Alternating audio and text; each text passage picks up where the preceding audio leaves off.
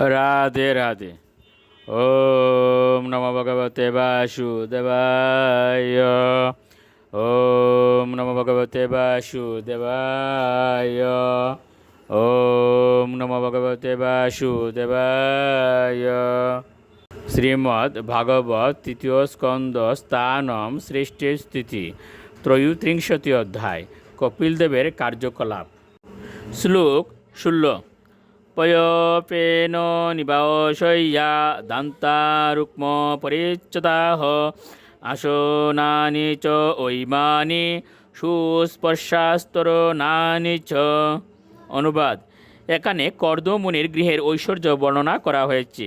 সেই গৃহের সজ্জা ছিল দুগ্ধ ফেননিব। আসনসমূহ অস্থি দন্ত নির্মিত এবং সেগুলি সোনার জরিযুক্ত বস্ত্রের দ্বারা আচ্ছাদিত ছিল এবং পালঙ্কগুলি ছিল সোনার তৈরি এবং বালিশগুলি অত্যন্ত কোমল ছিল। শ্লোক 17। স্বচ্ছ স্ফটিক কুডেষু মহামারকতেষু চ রত্ন প্রদীপা আবান্তে ললনা রত্ন সংযুতাঃ।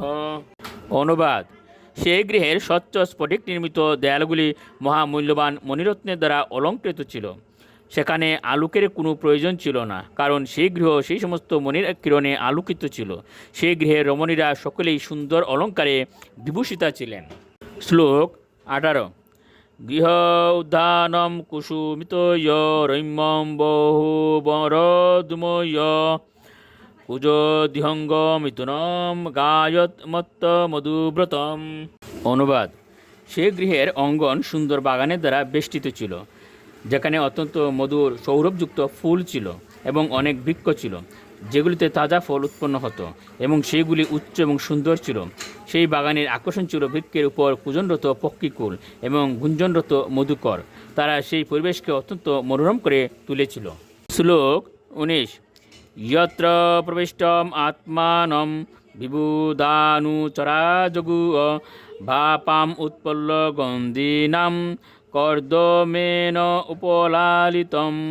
অনুবাদ: দেবদূত যখন সেই মনোরম উদ্যানের পদ্মপূর্ণ সরোবরে স্নান করবার জন্য প্রবেশ করতেন, তখন স্বর্গের দেবতাদের অনুচর গন্ধর্বেরা কর্দমমুনির গার্হস্থ্য জীবনের মহিমা গান করতেন। তার মহান পতি কর্দম তাকে সর্বদা সব রকম সুরক্ষা প্রদান করেছিলেন। শ্লোক 20। হিত্তা তৎ ঈপ্সিততমম অপি আকণ্ডুল ইউষিতাম কিঞ্চিৎ চকার বদনম পুত্র বিশ্লেষণাতুরা। অনুবাদ: যদিও তার স্থিতি সর্বতভাবে অতুলনীয় ছিল, তবুও স্বর্গ ললনাদেরও বাঞ্ছিত তার সমস্ত ঐশ্বর্য থাকা সত্ত্বেও সাধ্বী দেবতী তার পুত্রের বিচ্ছেদজনিত বিরহে কাতর হয়ে সেই সমস্ত সুখ ত্যাগ করেছিলেন। রাধে রাধে।